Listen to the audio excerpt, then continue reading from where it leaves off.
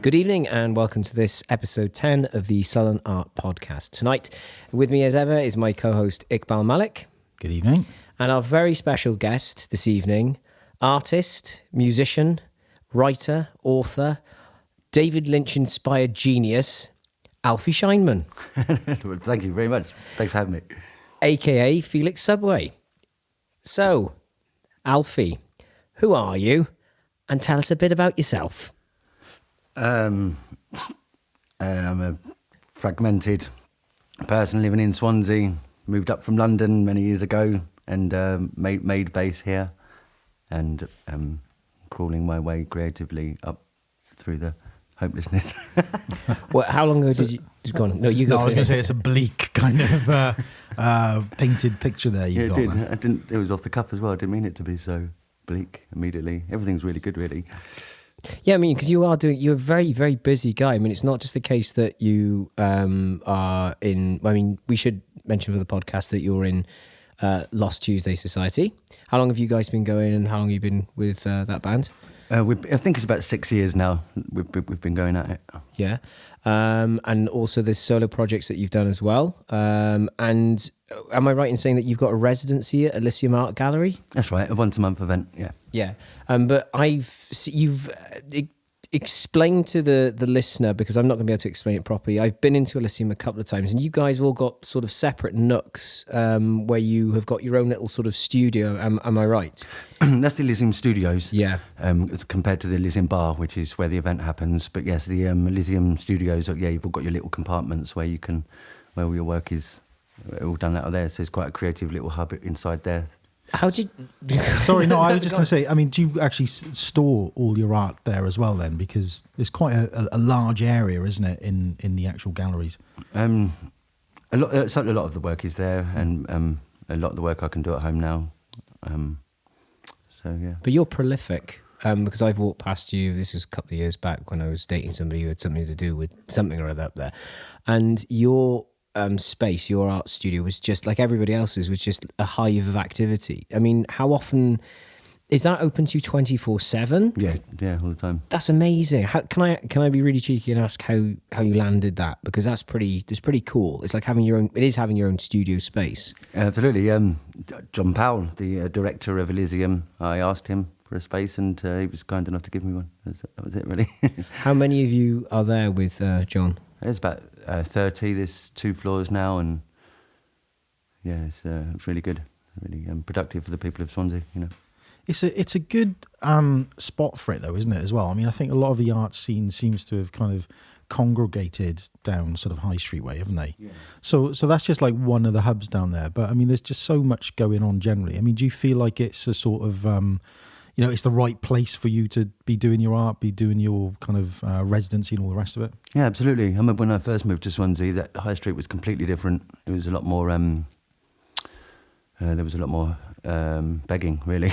And a lot of people was a bit worried about to go down there at certain times, and it just had a bit of a bad reputation, I think. And slowly little places started popping up, and Volcano Theatre, and it's just strange how it all congregated there, but it's nice. Because it's changing again, isn't it? Because I think there's more student kind of accommodation going up, isn't there? Yeah, that's opening. Yeah, sorry. Yeah, no, and also opposite Swansea train station, there's is it Orchard House or Orchard Street or something like that? Orchard Street, yeah. So there's like load of accommodation going up there, and also directly adjacent to the train station, there's more accommodation, I think, going up again. They're everywhere. And the Palace, which is like a listed building. What was the Palace? Was it a theatre or a cinema? I can never quite remember. Theatre. Theatre, which they are now going to finally renovate. That's good news. Which is a shame, really, because obviously you get off the train and there are parts which could be a lot better, and that's being quite polite about how it is. And one of the first things you see when you get off the train should be something that should greet you and go, wow, this is a hive of activity and everything's well, fantastic. I tell you what, about High Street, right? I mean, with the Poetry Slam, I mean, you've been down to that before, haven't you, Alfie? Yeah. But like, people will come from Cardiff down there, and people from Cardiff do like that whole vibe down High Street way. Because the architecture is quite cool. I know we're going slightly off topic just for a second, but I mean, people do like the sort of feel of it, the vibe, and the architectural kind of difference of that road, that street in Swansea. So yeah, I mean, just observation-wise, really, it's It's a nice space to kind of provoke a little bit of artistic in the thought. same way that Bristol or Camden has loads of paintings up on the wall and has that sort of. Even the council was quite kind enough to know or not mind that there was a lot of paintings up on the wall. They didn't feel it was detrimental to the area. They, saw its potential to be a creative place. Right. We have a bit of a first as well. It seems ridiculous that we've gone 10 podcasts deep and we've not actually had anyone do any poetry or any written verse. Alfie's very kindly tonight brought some samples of his work, which we will get to, rustling away there in the corner. I'm quite excited about that. So, I mean, you're really faceted, aren't you? Because it's not just the art, there's the music side of things, because that's where I first met you. I think you were supporting Big Sur, if I remember, and then we joint headlined a gig with you in the Phantom Light. Yeah. I first met Alfie in a green room, and he was dressed as Tom Baker. Because it's something right. No, I'm not making it up. He was pretty much dressed in Tom Baker. So this Dickensian figure walks through the door. I'm sort of taken back. Well, Tony and I were both taken back because we're both fans of Doctor Who. So yeah, there's the art, there's the music. We're very, very busy with, because you were telling us earlier that you're actually in the middle of recording something with Creature Sound, are you not? Yeah, I've done some recordings with Alan down at Creature Sound. Just waiting for a video to be made and to do that, really. Again, High Street. Yes, yeah, exactly. Creature Sound, what they're doing now with Jam Rock as well is all really, again, adding to the... So tell us about those projects then that you do with Alan and the kind of music stuff you've got in the pipeline there. I've just got lots of songs, and just with Lost Tuesday Society, and you've got songwriters in Sarah and Darren and Jay's now starting to contribute as well. And we're doing all the focus is going on the new album and promoting that is to write new material sometimes could be a bit challenging, or to at least have it realised a lot of the time. So I just wanted to see if I can do 2 or 3 songs down at Creature Sound, and I had Tom Emlyn on piano, and it's really luckily in Swansea. I always go down there with the intention of doing like a Nick Drake, one man and his guitar sort of thing, but then I start thinking, well, maybe I could get some violin on this, and then maybe a bit of bass in. By the end, it's a full band again. By the end, which always sounds great. Is Nick Drake a very big influence on you then? Yeah, definitely. Yeah. See, that's excuse me. That's another thing that Alfie and I share is an unwavering love for Nicholas. But yeah, Tom. Funny enough, speaking to Tom Emlyn today, because you popped in the shop to say hello. He's another one that we do need to get onto the podcast, because I think Tom would be very interesting. Musician. Yeah, very good musician indeed. And he is very supportive as well, just like Alfie, like the whole art scene, the whole arts kind of vibe there, isn't it? In fact, the first Poetry Slam I put on, I think you were playing, didn't you? Did you come down? I think so, yeah. So there's a nice overlap in there between sort of different parts of the arts world in Swansea, which I quite like that. Yeah, me too. Yeah. But I was going to go back to something you were saying. You're talking about doing some recordings down at Creature Sound. Because you play lots of different instruments, don't you? Not really. Just guitar and flute mainly. I dabble on piano and the associated stringed instruments that you can sort of accidentally play just through knowing guitar sort of thing, but nothing. Ah, right. Because I thought you might be a bit of a sort of Billy Corgan kind of attitude to stuff, where you just kind of, not musically, but like the approach to music making sort of have lots of stuff in the locker, isn't it? You can pick up the guitar, you can pick up the flute. He's underselling himself. His flute playing is brilliant. Yeah. You are underselling yourself again. I have to tell you off by the end of the podcast. No, for listeners, Alfie's flute playing is absolutely incredible. It is, Alfie. We're not just saying that. I'm not just saying that, because what I saw, as I said earlier, you were supporting Big Sur, and everyone's like, "Oh, Alfie's here, Alfie's here." So, who the hell's Alfie? And then all of a sudden, out you come, and you go all Jethro Tull. Mm-hmm. And it's incredible. And it was incredible. And I was in Bristol for nearly 10 years. And I'm not just saying this because you were here. You were better than a lot of musicians I'd seen in Bristol. But leads to another sort of question. You have done gigs all over the place, like London and Bristol and Swansea. What keeps you rooted here in Swansea with the scene? Because you are a very talented guy, as I said, multifaceted. You could pretty much you could be dropped into Bristol, into Cardiff, into London, and obviously you've family in London. Can I ask why you choose to stay in Swansea? I think lack of motivation and money to actually get to these places. If I had a car or things like that, but a lot of the time I get quite down on myself to be able to sort of take these next steps. I need a lot of the time someone to sort of pluck me out to place me in these places because I've got the 3 children here. I'm a lot more. I'm based in Swansea, and until they grow up, there's no way I can sort of uplift in a moving sense to Bristol or Cardiff and things like that. I could call up Bristol and Cardiff and things like that and get just do little gigs here and there, and hopefully I should really start backing myself up to do that. A lot of the time I put all my eggs in the Lost Tuesday basket sort of thing, and that satisfies a lot of the things that we're doing. But us as well as a unit need to want to get out of Swansea and do these things. Well, you guys are kind of like a family band, because isn't Darren's son? Darren's son's now the bass player. Bass player in the band. It's kind of like the Allman Brothers of Swansea. Yeah. That's what's happening. Allman Brothers and Sisters of Swansea. Yeah. You'd never think they were in the band, and there's never like a father-son vibe. They're just two blokes. Jay's an absolute diamond of a geezer. Darren comes from quite a rich Swansea vein heritage musically wise, because his uncle is Brian Breeze. Absolutely, and his cousins are James and Joel, and yeah. There you go. So it's not exactly as though it's a quiet affair, is it? There's a lot of family orientated there, which is fantastic. Yeah. So I think without further ado, because we've teased it a little bit, Alfie, would you like to read perhaps something? Is there something there that you would like to? Okay, first I'll start with this recipe. For today's meal, you will need an empty pocket full of powdered spit, 1 tattooed wing, a 4D printed Sasquatch hand, 1 slice of jealous cloud, 2 lazy bondage slippers, 5 teaspoons of sarcastic lava, a jigsaw puzzle of a jigsaw piece burnt to ashes and scattered over the path of a cooking instruction, which is: video yourself moving your eyes around to the side of your head with the power of your mind. Hear the stretching of your skin as they slowly and tearfully migrate round your skull till they fall out of your ears. Marry, buy a house together, live happily after, free from your diabolical head tyranny. Enjoy with a tall glass of broken chandelier and enjoy. So what's that one called, Alfie? That's just one of my. That's recipe number 12.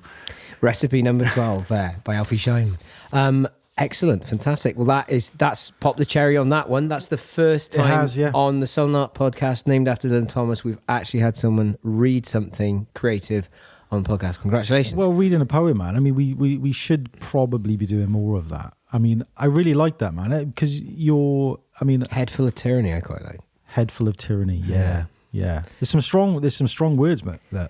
Follow him on his Facebook. Follow him. Yeah. Alfie's status updates are absolutely genius. I haven't done Facebook for a good couple of months now. I've really sort of phased off a bit. I'm getting there as well, actually. It just eats my soul sometimes. Yeah, just scrolling and looking, and it was before just a vehicle for me to write these silly nonsense, Edward Lear type things. And a lot of the time was to get, the clarification of other people and the feedback and that. And before, it's not altruistic in any sense. I thought if you're going to do this, compile it into a book and do something like that, rather than just throw them out into these snippets into the ether, and it wouldn't be as rewarding in that sense. So you're beginning to compile poetry and writing for a publication, then, is it? I went through my Facebook. A lot of the times I write and someone kindly says underneath, why don't you do a book, Alfie? So I went through Facebook right back to my very first post, copying and pasting every silly thing that I'd ever written, which turned out to be about 56 of these pages of nonsense. So I thought that's enough. With the drawings and art that I have as well, I thought it'd be easy enough to compile a little book. And why do you describe it as the sort of nonsense style, sort of Edward Lear type thing then? Is that something you're consciously aware of as you're doing it, or is it a deliberate sort of approach to it? I think it is. I think I'm always trying to avoid anything that's too serious or deep. I'm not clever enough or wise enough to back it up with any sort of profound intellect. So if I can pass it by with, silly wordplay and something that might make someone smile in a stupid way, then I prefer that. So publication-wise, then, are you thinking of releasing something this year, next year? I'd love to. I've been given different advice to who to send it off to, or to have it thing on Amazon where you just. Sorry, I distracted you sort of mid-sentence there, didn't I? No, it's quite an interesting point there about the Amazon link, because we were having a really good conversation with an author called Howard Ingham. I can't remember the name of his book now. Help me out, Simon. Don't Look Back. Don't Look Back. So it was a watcher's guide to folk horror, right? And he's basically gone exclusively down that route of using Amazon as the publishing sort of tool. And he says it's so straightforward. It's like literally click, drop, put in your image or, whatever you want in there. So it might be worth having a listen to that podcast, because other listeners who have talked through it, and I was quite into that particular part of the conversation with him, because he sort of talks it through step by step. Yeah, it goes to show you don't need that old school publication thing anymore. You can just bypass that, and anyone that wants the book it will get made and sent out. And the interesting thing about the Howard Ingham one was that he was saying that he's made more money that way than he would have if he'd gone down through a standard sort of publishing house. So financially it works, I think. I mean, we haven't tried it, admittly, but more independent, isn't it? Yeah. There is some sort of vanity thing about having a book published. You wanted to have it in a shop in some way. Yeah. Here's my book in a shop. You can breeze into Waterstones I'd in be town. there every day, just walking past my books. Oh, what's this one? Load of patisseries and a coffee.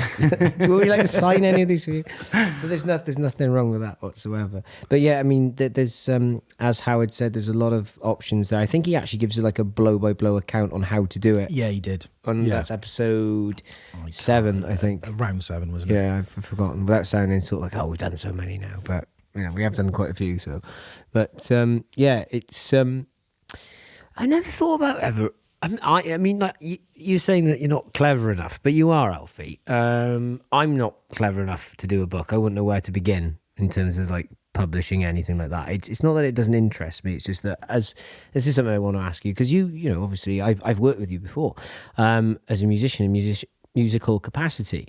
So where's the crossover between this, what we have here in my hands on your, how would you describe it, compendium of surrealism, which is beautiful, which I like because it gives you like a sandbox to play in your mind, and lyrics. Where does the one begin and the one end? Do you ever sort of go through something and go, oh wow, there's a bit in that I quite like, I might throw that in? Sometimes. I was writing, going back to Nick Drake, I'd found one of his tunings the other day, and then immediately wrote a load of new songs off of the tunings that I'd changed to, and then wanted to write lyrics to it. So I was quite obsessed with writing lyrics, and how when you're singing, the way that one word can come off the other, like to have the last letter of the previous word before it being the same, so it rolls off the tongue as you sing it nicer, rather than having these block letters. It doesn't roll off the tongue nicer. That would come in more into it when I'm writing lyrics, to try and make it so it would just, it'd roll off better, but still to try and get the right meaning. Also with lyrics, I'm not very brilliant at writing a song from A to Z where it's a continual story. That it would be like a verse will be an idea or something that doesn't necessarily connect with the next part of it. It would just be these lines that are just there'll just be lines that go, I like that, I like the way that goes to everything, but without necessarily being a complete story or anything like that. So I think there's a main difference it's just phonetics of the words themselves. But I've never really, in that respect, used my writings and thought about it for lyrics. I've always written them intentionally separate. What was your introduction to Nick Drake? Someone I knew years ago in Hackney, and they introduced me to it. Can I ask you, because my connection is very deep to Nick, will never know him, obviously, but did it, because for me it changed my perspective on playing and writing. Can I ask you because obviously we're still talking about Nick now, so I mean, what does it mean for you? It's sublime, isn't it? It's just absolutely beautiful music, and like a lot of sort of like singer-songwriters and that, but he just seemed to take it to that, and he's just like the sadness that comes with it as well, that he never knew his own fame when he was young, and fame is but killed a fruit himself. tree. Exactly, yeah. Got to plant that stuff. You just hope that what I'm planting now is going to hopefully one day, because there's something also with Nick. I mean, I know saying like there's a sadness, but also with Nick, I find that there are sort of moments of comedy, like for example, Man in the Shed, which is just genius. But he did leave a legacy of 3 pretty much untouchable albums. They always end up being in the top 100 or top 1,001 records you must listen to before you die. I think all 3 of them, I think 5 Leaves Left, Brighter Later and Pink Moon are in there. I mean, my personal favourite is Brighter Later, which he hated, which really upsets me, because I love that was that was the first Nick Drake album I ever bought. Sorry, I've interrupted you. You were about to say something. Not at all, mate. Not at all. I don't really know an awful lot about Nick Drake. I mean, I tinker, as you know, I tinker on the guitar, and I find trying to emulate anything that Nick Drake does is just nigh on impossible for me, because I just don't have the capacity to do it, really. I don't have the skill set. But what I was interested in finding out, Alfie, is that, I mean, are you doing a lot of songwriting and lyric writing with Lost Tuesday Society, or is this something that is almost like a separate project for you, that you're doing for yourself and writing for the intention of your own songs? I'm really not much good at anything else except for, and I even mean this without any modesty, music, art and writing and things on that level.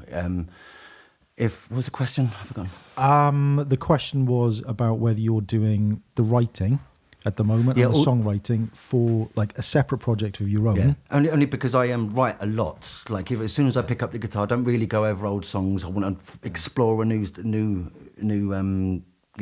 song to write, new lyrics to write. It's just more like an instinct, not in an arrogant way, but it's just like a deep hobby that I just, as soon as I pick it up, but every time I've got like 2 or 3 songs by the end of a night, or new ideas. My phone is filled up with 200, 300. The amount of songs I've lost or riffs I've lost just through losing a phone or something ridiculous like that.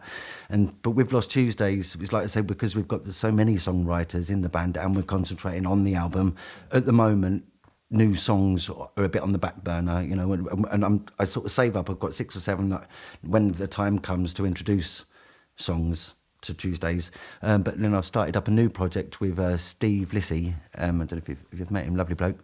He's plays another big Nick Drake fan, and he played at the last Elysium and asked if I could jump up on flute, and it just seemed to naturally fit really well. So he's asked if we could do a bit more of a collaboration. So I've taken a few of the songs that I've got so I can give to him, a few of the songs that I've got and give to Tuesdays when they're ready, and then hopefully a lot of the solo project as well, which only isn't progressing because I've got this idea that a song needs to have a video with it. And now I have to think of a video and then get the people together. And I'm also making a Lost Tuesdays video at the moment for our first single, which we got a load of people down to the Elysium Gallery and got them to do a load of terrible talent acts. Do you remember I put it up online that was like Talentless Society or something like that? So everyone come up and they were the worst acts ever, but that was the point. So I think maybe for the ones I'm doing with Alan is to make just a really just simple video to get out there. But so just to pick up one thing, which I just kind of sort of triggered off there for me, for kind of music video type stuff, then have you got a person sort of locally that you have as your go-to person to make musical videos? Because I don't really know much of that scene in Swansea, to be honest. Our first video for Fire was made by Rodri Thomas, who just got us into the laundrette and filmed us in there. And that was the second video we done. I directed with, I had the sort of concept for it, but then we used my friend Wolfie Wolfie, Darren Wolf, top man, and he's a genius with all the camera and editing and all things like that. So we went down to the Elysium compartments, and because each little segment has its own world, it made itself the video. You know, you just sort of film different segments inside them, different worlds, and so that was easy enough. And then, so at the moment, we're using sort of my concepts, but with Darren's editing know-how. I mean, is this album number 3? 2. Yeah, it's album number 2. This is basically a reunion. It's been so long since our first one, but well, that sold really well because it did. Cause I mean, obviously, was in Cranes. We did sell out of them quite a lot. I mean, yeah, but I mean, because you guys are prolific. You do play a hell of a lot. I mean, it's like it's. Well, I mean, correct me if I'm wrong. Am I out the loop? Because you're saying it's a bit of a reunion. I mean, no, not literally. It's just, I think the first album was 5 years ago. So in anyone else's terms online, this would be like a comeback. You know what I mean? Yeah. It wouldn't be like your latest album that you come out with. But because you guys won a competition, didn't you? A couple of years back. Yeah. Tell us about that. That was really good. We entered the competition to support Palanatini at Singleton Park, and I didn't wake up in time because I'm lazy. But I woke up to all the news that we'd won. But you played though. You played there. Yeah, I mean that's massive. Isn't it? It is pretty big. It was like 10,000 people. I think. Yeah. It was amazing.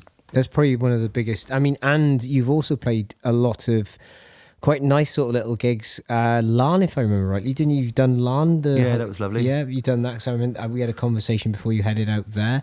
You've done Green Man, or have I made that up? No, yeah, last year was brilliant. I mean, not this one, just gone, the one before that. It was brilliant festival season for us. We had Green Man, Kendall Calling and Shambhala all in 1 year. And we sort of like rested on our laurels a bit, unfortunately, thinking like we'd get invited back to the next ones, but I think they have like a no repeat band thing. And but it's the next album I'm so utterly cannot wait for people to hear. It's easily the best thing musically I've ever been involved with. You guys did that down at Monkey, was it? Yeah. Monkey Studios, yeah. And this time we'd had Joe Gibb, our producer, on board from the start. Like, whereas the first one was recorded down at Clwmdonkin with a bunch of really good students who recorded it all, and then we'd give all the stems to Joe, and he made it really the masterpiece, or you know, the way it is there.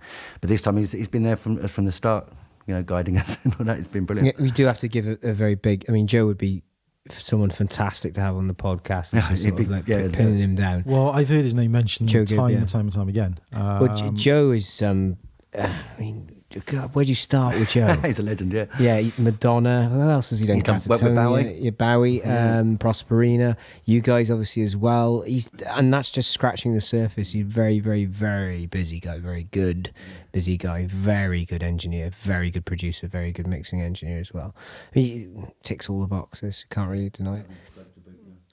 So how many sessions did you do? I mean, did you block? I can't imagine you block book because you've all got other responsibilities. Did you go down one weekend and then come back and forth, or? No, we went twice. We went for 2 weekends, I think. You managed to get everything done in 2 weekends? Yeah. You must have been rehearsed to hell then. Yeah, we was, yeah. We've been playing these songs now for a long time. And the first session was all just to get the drums down, and then we got a lot of the stuff down the second time. But also, it wasn't just those two. So after that, and then we could do a lot of stuff at Joe's house, a lot of the vocals, a lot of the flute. Is he still in Mumbles, or has he moved? No, he's moved down to Bryn Road. Bryn Road? Yeah. Well, it's probably easier somewhere like that because you can make a little bit of a racket and nobody complain. Yeah, we're not too bad with it, so it's good. Yeah. But he's been doing all stuff, recording in the stairwells to get reverb and all that, so that's all been really fun. And Kate's violin, because Kate Ronconi from Rag Foundation and loads of other Swansea brilliant bands joined us a couple of years ago, and that's just added so much to it. And Simon Jones, I know your namesake. Yeah, good Simon. I'm known as Bad Simon. Rooster. Well, you know Rooster, obviously. Adam Howes. Adam Howes refers to him as Good Simon and Bad Simon. Right. Okay. Sorry, you were saying. No, this makes a lot. This makes a lot of sense. Actually, Simon, the other Simon Jones, the good Simon, he's quite good friends, I think, with Chris Horgan, who's our other. Right, yeah. Yes, he is. Yeah. Yeah, if I remember rightly. I don't know how far back they go. It's a shame he's not here. Actually, he's still ill. Yeah, small little world, isn't it? The art scene. Well, there's another Simon Jones who's also a guitar tech. And when I first moved to Bristol and I was working at the guitar shop, people were saying to me, "Oh, you're Simon Jones." I went, "Yeah."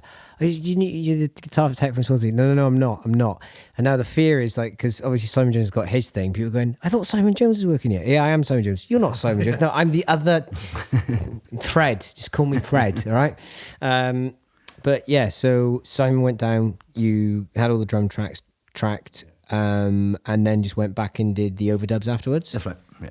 And Joe took the stems away and he's ready to 11 go. songs we've got now, and they are, I personally love them to bits. Cannot wait for people to. Yeah. I'm very excited because it's been a while, and I've you know, won't go too much into it, but I said it before. Alfie and I, we once dabbled with something project wise up at the BBC, and the ideas that you had were pretty phenomenal, to be perfectly honest with you, because there was we don't have to go into the ins and outs of that project. Oh, it's a shame that project died as well. There was another one that just but that's me, that is. But no, through no one's fault at the table whatsoever. It was just one of those things just didn't sync up properly. It was just one of those things. But some of those ideas, did you ever think about going, "Oh, hang on a minute, I'm going to take that and we're going to try and repeat that somewhere else"? Because there were some really bloody good moments, Alfie. I mean, didn't you get a whole choir in? Or just like you randomly put a thing up on Facebook? And yeah, I know, unbelievable. It was right, like so many other projects I do, I get right up to the last hurdle and then explode it. or something happens, that it will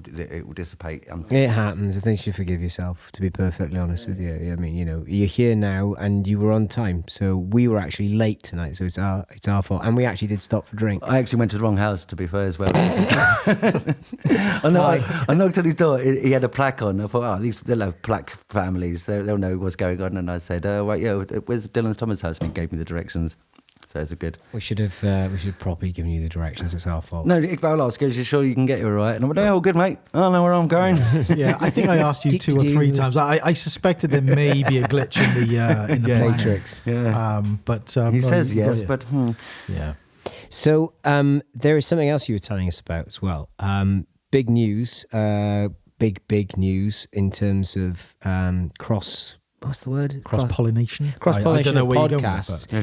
You're going the cross-community thing. What's going on with Elysium? You dropped a huge nugget. That sounds weird to start again. You gave a huge scoop for us earlier before we went on the podcast. You're going to set up a podcast as well. Yeah, we are trying. Yeah, but again, we've through the filter of my own motivation, but it is nearly there. It's we run the monthly night you was talking about earlier is at Elysium, which is a more of a cabaret sort of thing with poetry and dancing and projections and trying to make like a bit of a Syd Barrett sort of like, London UFO affair. And then had the idea, Jonathan Power had the idea really at Elysium to do the podcast, but to have it a little bit more, David Lynchian weirdness. So we asked a load of people to come along and we recorded sounds and them reading from books and knocking on tables and, just making a load of weird sounds really. And my friend Henry Faulkner and I, a brilliant graphic designer, compiled all of these bits and reversed a lot of them and added a lot of sound onto them. And so, slowly by slowly, it's building up. But just because of time schedules and that, it hasn't completed fruition. But we're really hoping to sort of join up with you guys or get you guys on and bloody talk hell, about it. yes. I think that'd be great. We'd be very happy to. I'm intrigued to kind of flesh this out a little bit about the podcast because you've sort of thrown a lot there, and I'm just trying to get my head around it a little bit. Are you saying that podcast-wise, it's going to be steeped in kind of soundscaping stuff, yes, and then kind of trying to involve people who are present? Then is it into a discussion of some sort, or how would it work? We've had a couple of fake interviews that people have written, so there's nothing serious at the moment other than the 2 or 3 songs. Tom Emlyn sent a song, Joan Jones sent a song. So the only serious things, I know your listeners can hear my inverted commas, I do it all the time, Rob. The songs themselves, there's the only sort of things that correlate with an actual podcast sort of thing. Other than that, it's just noises. It's not serious in that sense, I think. But it's a very fresh take. Okay, so our fresh take when we decided to do the Sullen Art Podcast was, right, make it as professional as possible, best equipment we can get our hands on with our budget, edit it properly, put it together properly. And we were very lucky that Iqbal obviously is a poet in residence here. So I've said it countless times. It's the place that Dylan Thomas was born and was 80 or 75% of his. Well, 2/3. 2/3, right? 2/3 of his. 2/3 of his stuff. Unbelievable, isn't it? Okay, so our voice is resonating. Blah blah blah blah. What I like about yours is you haven't just gone, oh, we're going to do a podcast. We're going to get some artist on and go, well, what colour? What's your favourite brush? Yeah. You know what I mean? Or what's your favourite pencil type? You've actually tried to think outside the box of it. Tried to make the podcast a bit of art in itself, really, to definitely try and make it, like you're saying, cross-pollinate across the other artistic fields in Swansea. It'd be perfect. And I think that is the sort of beauty of Swansea, though, is you can do that. I think in a larger city, it becomes more difficult to connect those dots with people's projects. Absolutely, definitely. Yeah. The degrees of separation in Swansea are a lot smaller. And someone will know each other, someone would do like that. And there doesn't seem to be as much of that dog-eat-dogness that was prevalent maybe a good few years ago. Everyone would have these separate factions that was a little bit against or fighting each other, which is ridiculous in such a small community. And that. Here. So, I mean, how long have you been in Swansea for then, Alfie? 17 years. 17 years. So I get the sense from what you're sort of talking about there that you feel the art scene has sort of changed a bit, adapted, kind of grown. I mean, how do you see that kind of change taking place generally? How did it change, or how? Well, I don't know if that was a bit of a wishy-washy question, wasn't it? Just like the sort of dynamics of the art scene, the change in the kind of mood of it, and kind of what's going on, the creative buzz that's happening. Because I mean, I get the sense over the last, I don't know, say 5 or 6 years, that there are just so many more projects happening. Loads of people are doing stuff, aren't they? That's really good. Yeah. Yeah. I mean, like on the podcast side of things, like we're doing this one. You're talking about doing one. I know The Crunch, Adam Silman, Reese, and Richard James Jones do theirs. I think who are the other guys down? Oh, is it Oystermouth Radio do some art stuff as well? So there's just like a load of things going on at the minute, aren't they? I'm like yourself, a bit of a geek in the sci-fi set. So in the in the YouTube communities, when there's people like the people that have their own programs on YouTube talking about different things, they end up becoming quite friends, no matter how far away from the world from other people that are doing similar things, and start to name check it, check out so and so what they're saying, and that there's no malice or sort of listen to my one and thing like that. I think that's really, really good, the way that he's changing, or that positivity. I think that there's no small amount to be said for John Powell and the work that he literally is, and Dan Stavely down at Elysium, how much they've grown. The Swansea art scene. The first one was Exposure. That was just a small little, shop, and then it just has started to grow. Now it's got the studios and the bar and the gallery itself by Barron's. And tell us a bit more about the bar, because the bar's not that old, is it? No, it's the old Champers on the high street. We've spent a good couple of months painting all the purple out. And the back now is just a gallery space, huge gallery space, and the front is a bar. Is it quite busy? Yeah, it's packed. Yeah, it's really nice. Is it sort of the go-to place if you're in that headspace to enjoy something a little bit sort of?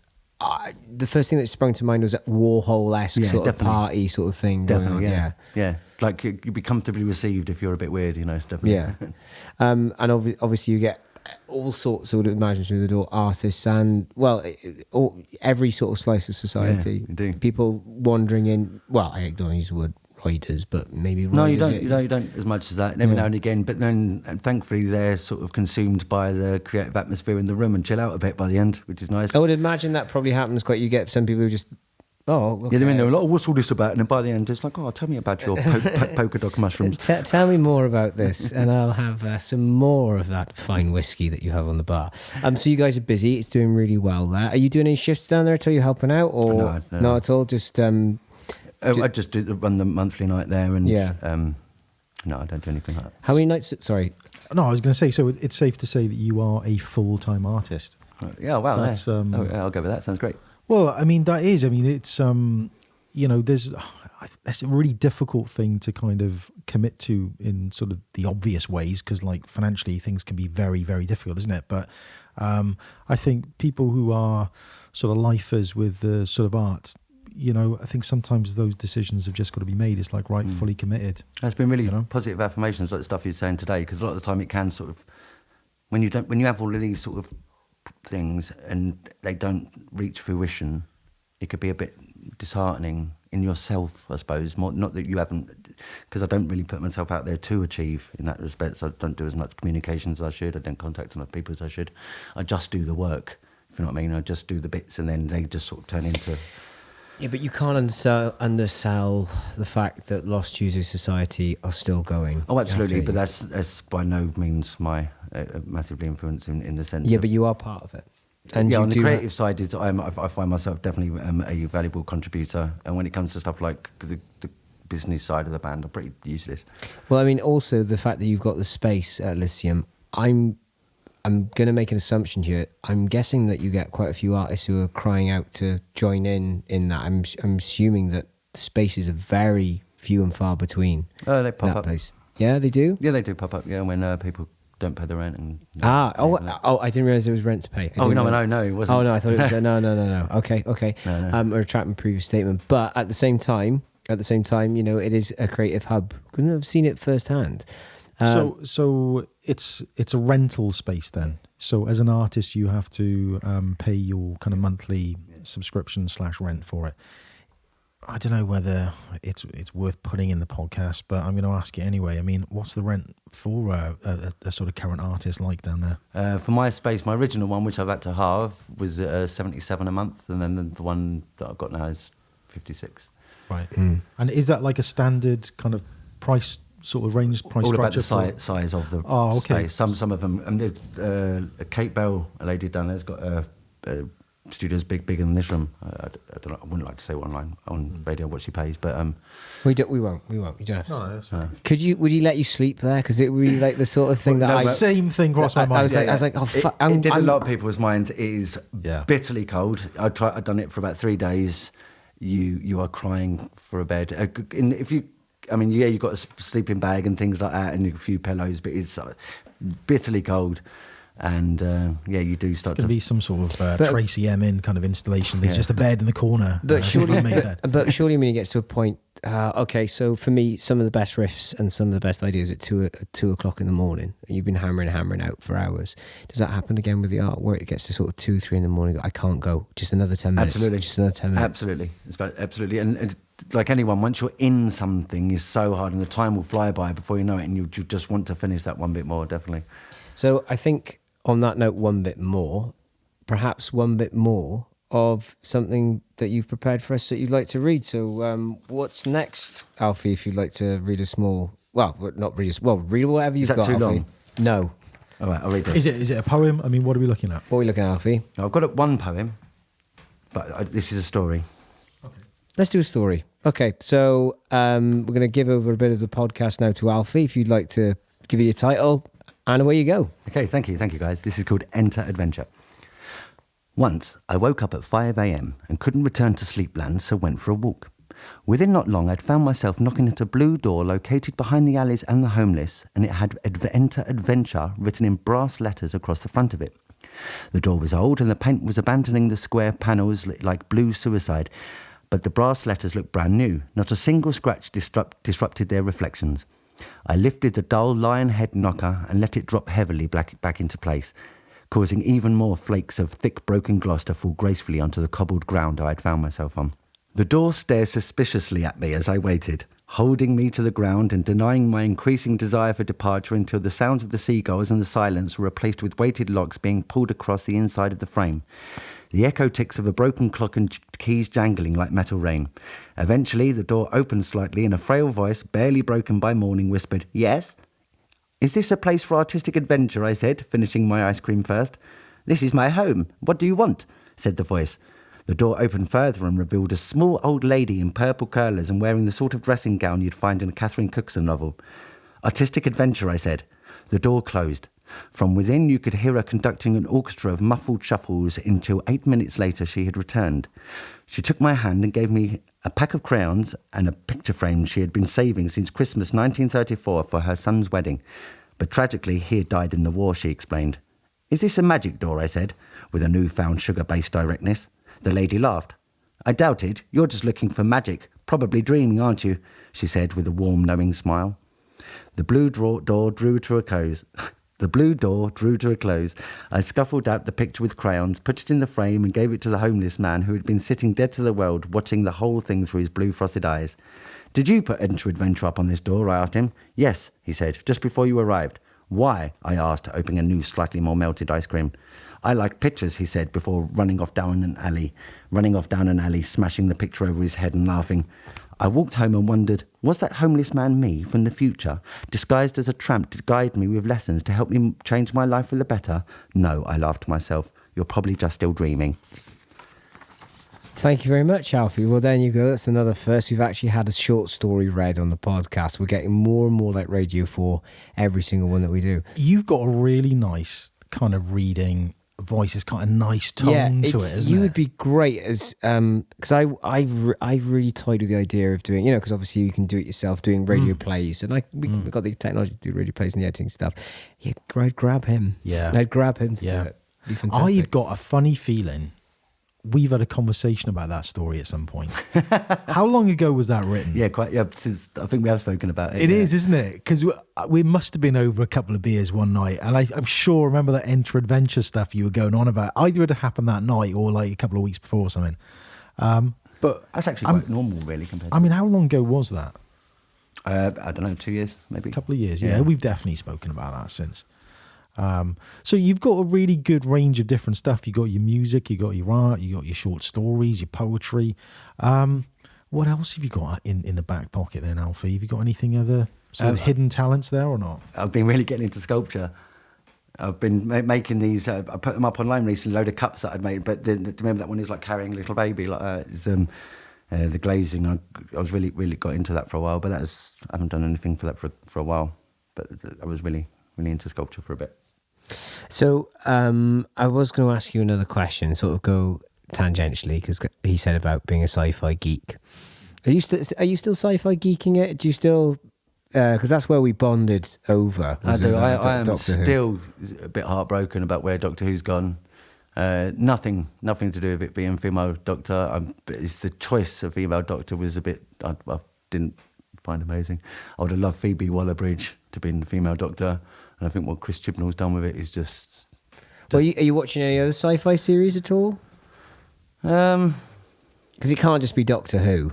Yeah, by sci-fi geek, I mean, yeah, that's it really. That's it really. Well, he's a purist, ladies and gentlemen. We shouldn't move too quickly off Doctor Who, because this is another conversation I feel like I might have had with Alfie in the pub at some point. Haven't you tried to like apply for Doctor Who? No, I've never done it. No, this has not happened then. No. I realised that there would be, in my fantasies, I would do it. But no, of course not. It'd be ridiculous. I've never gone to acting school in my life. But you do own a TARDIS, don't you? Got a TARDIS and a Dalek. And a you Dalek. Actually own a TARDIS? Yeah, it's in my front room. No. Full size. No. It's bigger on the inside than it. Anyway, but also we should push on the podcast. Don't move off the TARDIS. No, I'm not. Where's the TARDIS? No, How do you hold a TARDIS? I'm trying to help Alfie here. All right. You have a Dalek. Do you or do you not wish to sell that? I do need to. I want to buy a guitar. I need a really nice guitar. That's interesting because just for the sort of point I mentioned, I had two things that I was trying to sell: a guitar and an 8-track recording studio, both of which I mentioned on this podcast, and both sold. Oh, really? Admittedly, they were through Simon, through his Emporium. Yeah, yes, Simon's It's like Mr. Ben. Yeah. It's the shop in Mr. Ben, isn't it? Yeah. I'd love to put a Dalek in the shop. Oh my God, you've got to get it. Oh, actually, something I was going to talk to Alfie about, but I'll talk about it off air because I don't want to give too much of the game away, but talking about gigs and stuff. Anyway, but yeah, there's a Dalek for sale if anybody's interested. Maybe we should make that the cover of the podcast. The actual Dalek with like a price tag. Well, did you ever watch Doctor Who? Yeah, I did. I don't think I really got into it massively. I probably preferred it when I was younger, if I'm honest with you. When I was sort of growing up, I kind of would watch that at that time. But I just felt like the sort of more modern series and episodes, I just never really connected in the same way. Matt Smith's fantastic. Capaldi was brilliant. Peter Capaldi was brilliant as well. Matt Smith. I've watched 2 episodes of the new series, and the second episode I just turned off and went, it's kind of lost it. I think Peter Capaldi was an excellent Doctor. It was amazing. Once I had, we had my then wife we went to Cardiff for a Doctor Who dinner function with Russell T Davies was speaking, and there was an auction and things like that, and we'd met Russell T Davies afterwards. Oh no, I'd won one of the raffle, and he'd pulled my name out and said, Alfie Scheinman. Oh, that's a really good name. I'm going to use that for the show. So my heart set off right, please use it.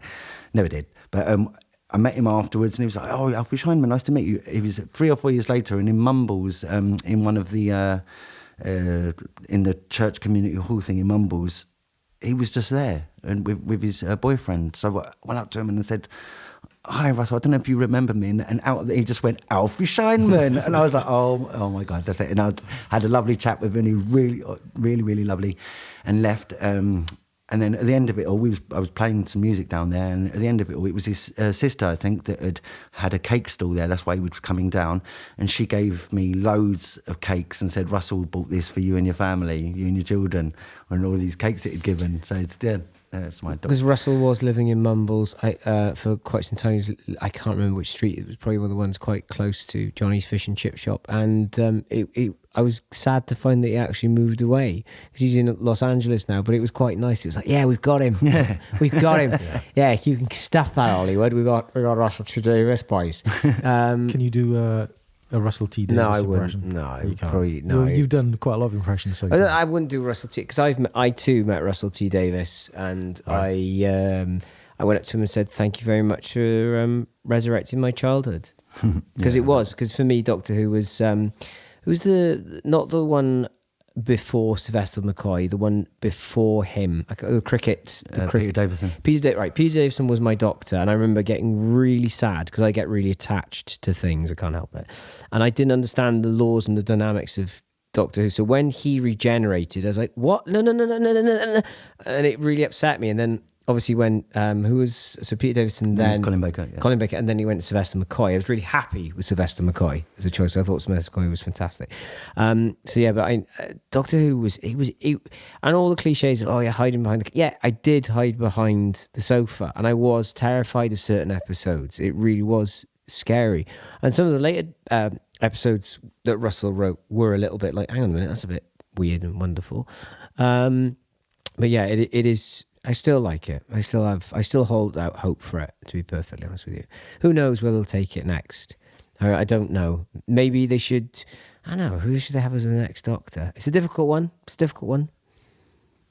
I was thinking the same thing. I can't really think of anyone. Do you want to be the head. next Doctor? Do I want to be the next Doctor? Iqbal Malik. No, I don't want to be the next Doctor. What would I? Well, you've basically said that I might fare okay as a BBC presenter or something like that. No, this is your ego being stroked again. We said to you 2 weeks ago that you would make an amazing BBC presenter. Oh, there we are. Yeah, you would. Yeah. You would. Yeah. You would. I'll take that. You'd fulfilled many quota. Oh, right. It's a bit of an edge to it. No, there's no edge. There's a bit of an edge to it. No. I didn't Because mean I it think like that. you might have said my name as well, didn't you? On that podcast, you said, "Oh, my name," because I got a Welsh first name as well, isn't it? Yeah. So yeah, I think that was David. That was, David Iqbal Malik. No. Di I don't think Malik. Di would work. My first name is Gwion. Which means? Well, Your first name's Gwen. yeah, genuinely, yeah. Where do you go Yeah. by? Well, Well, my sister and I both go by our middle names. Oh, right. So Because we're just I- like I- that I don't from know. Bryn Mill. It's different. It's difficult to say why, isn't it? It's just like a thing that happens. But I'm glad I don't go by mine. Mine's Howard. Howard Jones. I like that. Yeah, but there was a Howard Jones as a music performer. Yeah, Howard Jones. Yeah, I'm fucked either What was way. his song? Oh. Oh, There's God. some big hitters for Howard's. What Is about that Howard Wouldn't Stern? it be good to be? Yeah, I think that's it. You were Is not it? sure. No, that's Nick Kershaw. Nick Kershaw. Yeah. Who's Howard Jones? Old man of Aaron. No, sir. Howard Stern, mate. He's involved. Howard Yeah, the Duck. Howard the Duck. Oh, Howard the Duck. Oh God, yeah, you're right. I don't know any of that. Howard's other- Way. Yeah, Howard's no. Way. I can't believe you remember Oh, that. thank you. Thank you My for planting God. That was one of the worst TV. That's like up there with El Dorado for being one of the worst Oh, TV I've forgotten series. about Eldorado. I hated that. Marcus Tandy, who was the villain in that. Oh, that's all I remember. And there was So a you did watch it quite a bit. well, there was a big fuss on the BBC when that came out. It's like, oh, there's a new soap. Oh wow, a new soap opera. It's gonna take the nation by and it didn't. It lasted all about 6 months, and Which one was that again? Sorry, El Dorado. That was right. That It was was El Dorado. god yeah. awful. It was really really I bad. think I kind of like that. I think I watched a couple of episodes of that. I was like, I think everyone's allowed to have one guilty pleasure soap opera. The one that always bugged me was Heartbeat. How does a series set in the 1960s last for like nearly 20 years? something Berry, wasn't it? Matt Berry, a talent in the I previous remember life. having Heartbeat on the telly because it always had a 50s or 60s soundtrack, didn't it? Yeah. And my mum and dad being in the kitchen, and me, do you know when you press 888 or the subtitles come up on telly, and it would also tell you the songs. And all the time I shout out to my dad what song it was. And I can hear him going, how does he know? I remember my guilty thing about it. Yeah. Oh, really, Dad? Just reading it off the telly. Are you sure that was Matt Berry? Yeah, it was Matt. No, not Matt. It was not because Matt Berry. There's Toast, two isn't Matt, it? but yeah, Toast of London. Can you hear me? Toast, can you, You hear me, Clem Fandango? Can you Turn around. Clem yes, I can hear you, Clem Fandango. Yes. That's one of the most accurate portrayals of what it is like to be working with AJ. No, I'm joking, because it always reminds me of when AJ and I used to engineer together when we were at the university, because it is really close to that. We're like, yeah, can you hear me? Yeah, is it loud enough for you? Yeah. Oh, he's flicking the V's at us now, sort of thing. But yeah, you must have a favourite, sort of being a bit tangential, favourite soap opera. Let's lighten it up a little Favourite bit. soap opera. Well, Alfie's just said he didn't mind Howard's Way. I've never seen it. Oh, he's never seen it? No, Oh. I've never.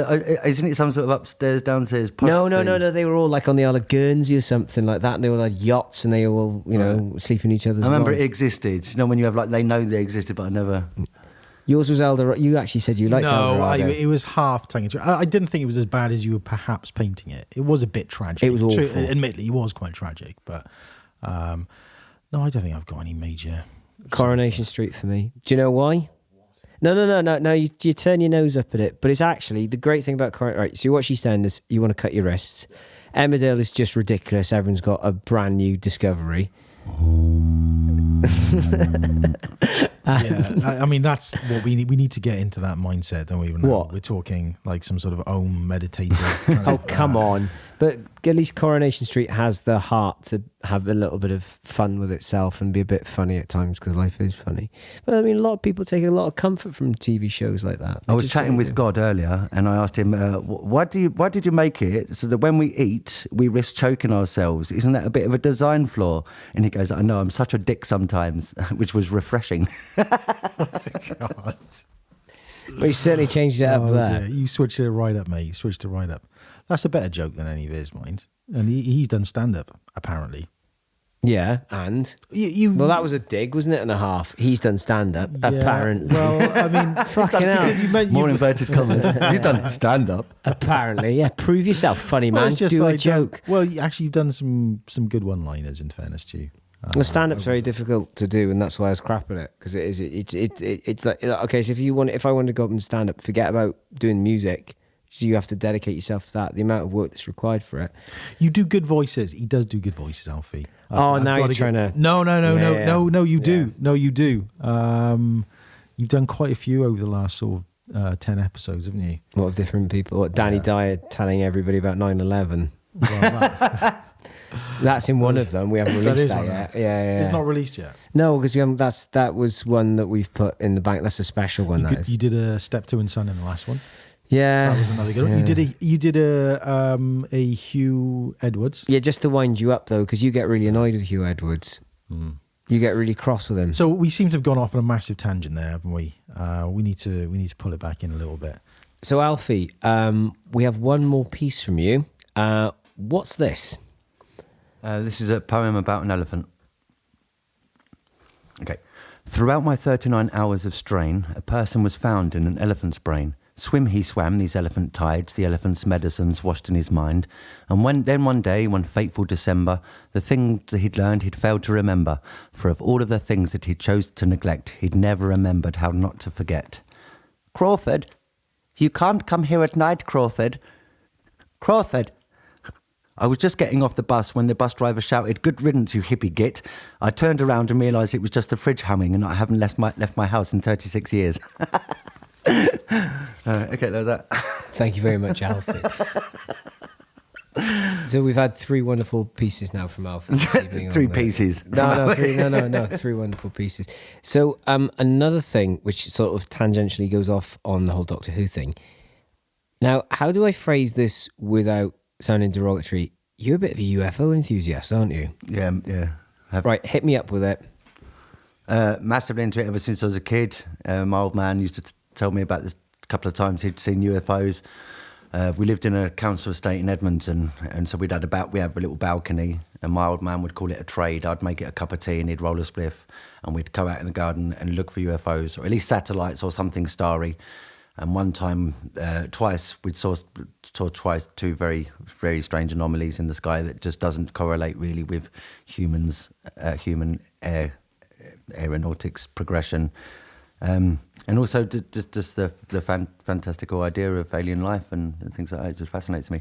Do you get to go down Gower much and do a bit of UFO spotting? I haven't done it anywhere near as much as I'd love to. Just get a flask of whiskey coffee, get all my stuff rolled, deck chair, blanket, and just stare up. It sounds like you've done it before, though. A couple of times, yeah, but not for a while. Where would you go in Gower for something like that, or would you go to Gower for something like that? Only if I've got a lift or anything, I can't really make it. But when I normally go is, do you know the round building at the top of that hill? You're talking about the castle by Giant's Graveyard, aren't you? In opposite Shepherds? No, in Swansea. What's that build? There's like a round building at the top. Is that the school? Yeah. Up by Town Hill Way. Yeah. I can't think of the school's name. That's the highest point in Swansea that I know of that I can still sit and have a look. So is it fair to say that you're more than a sort of UFO enthusiast? You're a believer. Yeah. It's fair to say. Absolutely. So where does that sort of kick in for you then? Where you go, right? I believe. I'm fully signed up to that. On the first plateau, the idea of there not being alien life in the universe seems absurd. Filtered down into whether alien life are observing us or not is the real question. To see a UFO on an earthly sky is much more of the a thing to be questioned, I suppose, by people than whether there's life out there. Even in an article I was reading today that they were saying we could be releasing that there is life on Mars, even if it's microscopic. And are people ready for it? And I think that, of course, people are ready for it. The idea that they've already been slipping out the idea that there's water on there's planets out there with water, there's planets out there with this, that, and the other. They're drip feeding to us that there is these conditions for life on planets, even within our own solar system, and that. So that's not really the question. I can't believe that would ever be questioned by anyone, that there is life out there besides Earth. It's just whether there's intelligent life visiting us. Would be imagined the bone of contention for most people. So you're saying on a rational level, on an intellectual level, it's almost inconceivable that there isn't some level of alien life somewhere out there. But what I suppose I'd be intrigued to know, and maybe kind of listeners would be sort of intrigued to know as well, is like what cements that belief then that you feel that there is something tangible, there is something real that is closer to home, that's present and maybe local, even in terms of the local solar system. Only what I've seen of craft that I've seen. I was in the Air Cadets when I was younger. I used to love aircraft, absolutely love it. I ended up a flight sergeant. I used to go off in tornadoes and chipmunks and bulldogs and things like that. So I was very aware of what capabilities we have in aeronautics, and the way that these craft were moving was completely out of the realms of it. Was these formation also was like a snooker ball when you set up a snooker pool table with a two either side, and they were just absolutely just taking the piss out of gravity. It was just left, right, and centre, and these objects kept falling back and forth that would not have otherwise wouldn't happen with our level of technology. So either they're testing the most extreme technology over Edmonton, or there's alien, which both seem absurd as each other. I don't know if they're both absurd. I mean, to anyone that would, everyone that I said it would say it to, obviously, but it's only what I'd seen and what I sort of vaguely believed, and it was only after months and months of looking up at the sky that you actually would catch anything like this. And a lot of friends have had stories of things that they've seen and things like that. Well, I think there's been some genuine reports by pilots, for instance, who have noticed objects which are inexplicable in terms of their They're quite open about it now. The Navy are quite open about their reports and what they've seen and what they haven't seen, and it's all quite transparent really these days. But it's just been so sort of accidentally slipped into society that it doesn't make a big deal. I agree with Alfie. From like a scientific point of view, there's absolutely no way in a universe that is continually expanding into the infinite that you can't have. Well, if every star in the sky represents a sun, it all forms a uniformity, so that each sun has a grouping of planets around it. The equation's called Drake's equation, where it's I can't remember it exactly. Listeners of the podcast, if you go and watch anything by Carl Sagan on the cosmos, I think it's episode 3 or episode 4, he goes into the Drake's equation, by in which there's something like 10 billion, or maybe I've got that wrong, but there are billions of potential planets within the universe which would have intelligent life capable of communicating. So yeah, I'm with you on that. Whether or not they're visiting, as you said, bone of contention, but as you've said, plenty of things have come across which have been declassified as being encounters, maybe. funny enough, the term Foo Fighter was, I know it's the name of a band, but it's also a term that during, I think it was after the Second World War, during the Second World War, Navy pilots, there was actually a group of them that were called Foo Fighters who used to go up and they would track and trace these strange anomalies that appear in the night sky. So... Well, I suppose the obvious counter-argument then, if we were to put one out there, is nothing has been substantiated, obviously, but how could it be, I suppose, is the other point. But also a lot of these kind of reports of UFOs then have, I mean, it's probably more of a modern phenomenon, I would suggest. I mean, we're talking about this, the door. I don't know, even as far back as Nuremberg, there's this painting from like the 1400s where there was just this UFO battle in the sky that they spoke about. And in Renaissance art, there's really weird anomalies that turn up in the back of paintings. There's been allusions to the two things being in the sky, even in the Bible and things like that. There's something that sounds a bit, well, that just sounds like a craft. Even like Noah's Ark, I would more likely believe Noah's Ark as a station that could carry DNA that would take it out there and then replace that than the idea of a wooden thing with animals in. Then which led me on to things like the Anunnaki and the Sumerian tablets about how human creation, how we evolved and why we was evolved, and the Egyptian gods and things like that. It's all just this fascinating. There's a really interesting point about, kind of, stuff like Renaissance art and whatnot. I mean, isn't it in one of Da Vinci's paintings? Is it a flying saucer? Yeah, it's not Da Vinci though. I can't remember the name of the artist, but I know it's a very panels, and it's even got two little people on a cliff top looking up That's to it. That's exactly the one I'm thinking of, because it's almost this sort of Sputnik type of object in the sky, which they're, as you say, standing on a cliff top, looking directly at this thing, and you don't really see it when you look at the image initially, do you? And then suddenly when you sort of take a closer look at it, it goes, well, what on earth is that? And you can kind of zoom in now, can't you? You've got the sort of technology, the internet to sort of closely examine some of those images. But yeah, I think that's a fair point. It does go back longer than the sort of sci-fi period. Yeah, longer than the sort of Roswell. Was that couple, Betty and someone that was a... Oh, I know what you mean, but I can't remember. Yeah, that's when it was. I suppose when the press and that started getting bigger, all these stories would come out. But I think that the UFO phenomenon has been around for hundreds and hundreds of years. I think part of the problem is, though, right, is that you've got military industrial complexes that are so secretive and so many, in my view, many hundreds and hundreds of years ahead of the general population in terms of the technology that is available and out there, that you can't really know what on earth these guys are doing. Oh, absolutely. Absolutely. It's either aliens or advanced technology being displayed above cities. But where's the advanced technology come from?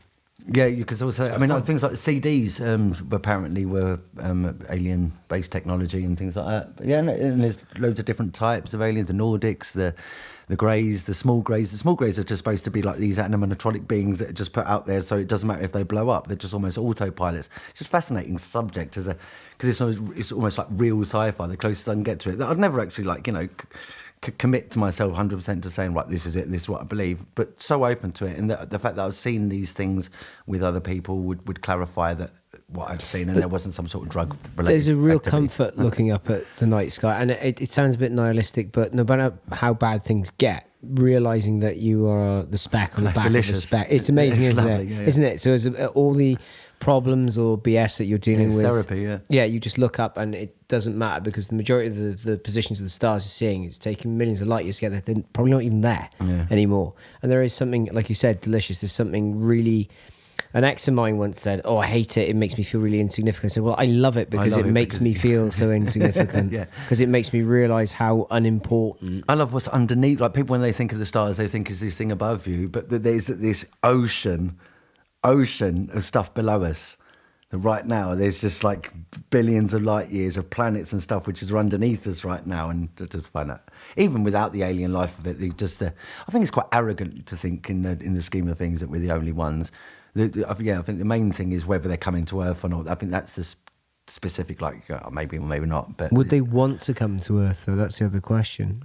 I think that they'd be fascinating to us if we get to the point of going out into the stars and we found a planet and our closest. Or we destroy it, we'd ruin it. Yeah. Or we'd want to manipulate it. We want to send things down, and we do it all the time. So maybe, I mean, yeah, maybe it's that. Well, the Elon Musk thing about us being a simulation is the latest thing I've been trying to wrap my head around. That's quite. You've not got, because you don't listen to Joe Rogan that much, do you? So. No, I don't, but I think I know the story you're talking about. I mean, he's basically arguing, as far as I understand the point you're about to make, I guess. No, I'm going to stop now, because I was going to talk about Douglas Adams and hoping that an intergalactic bypass was just going to come and completely wipe out planet Earth. Right, well, in that case, I'm totally on my I'm more Arthur Dent than Right. Elon Musk, me. Right. Sorry, go on. No, I because he was saying that technology can be so far advanced that how could you prove that we're not in a simulation anyway? Yeah, exactly. Yeah. And that is a frightening thought. It's a fright, yeah. In truth, I mean, it's very Matrix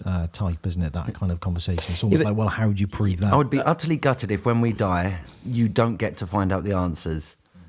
It would be such a wind-up. It's like not getting to the end of a movie or something like that, to not find out why or all them intricate details of it, or I think it'd be...